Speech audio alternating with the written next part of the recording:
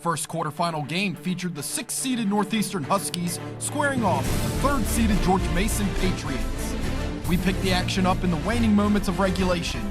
George Mason's Tiana Kallenberger was able to get this shot off past Northeastern goalkeeper Paige Burnett to give the Patriots the 1-0 advantage. Huskies looking to tie it up with less than a minute to go. Northeastern's Kirby Anderson sends a long free kick into the box, and it finds her teammate Annalisa Walker, who launches a shot into the back of the net to tie the game at 1, as this game would go into overtime. After a scoreless first overtime, George Mason with a chance in the second overtime period.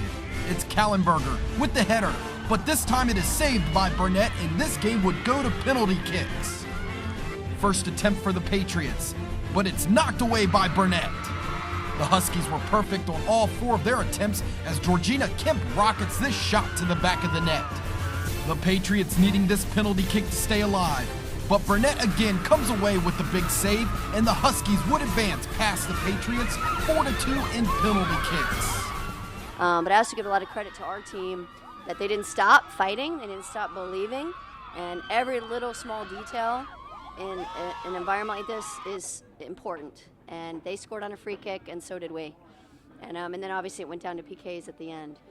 So it was an incredible, exciting game, and I think a great representation of our conference, how exciting and the level of play, and we're thrilled to be going on. Well, I just saw the ball clear over everyone's head, and I just shot it. I wasn't really thinking after that. It just went in, and I didn't know how to celebrate, so I just turned around, and everyone was running at me, and it was awesome. PKs, the pressure's all on the shooter, so I knew that if I could just save one, I would keep my team in.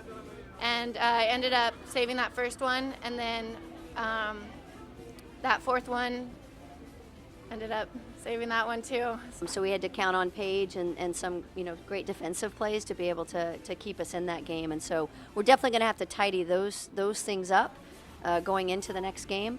Part of that could have also been fatigue, but I also think part of it is, nerves. It's overtime, and every little precious thing counts so much that your backs tend to want to drop off a little bit. But again, we just were able to count on some great individual efforts and a great, unbelievable goalkeeper as well. For continuing coverage of the 2011 CAA Women's Soccer Championship, log on to CAAsports.com.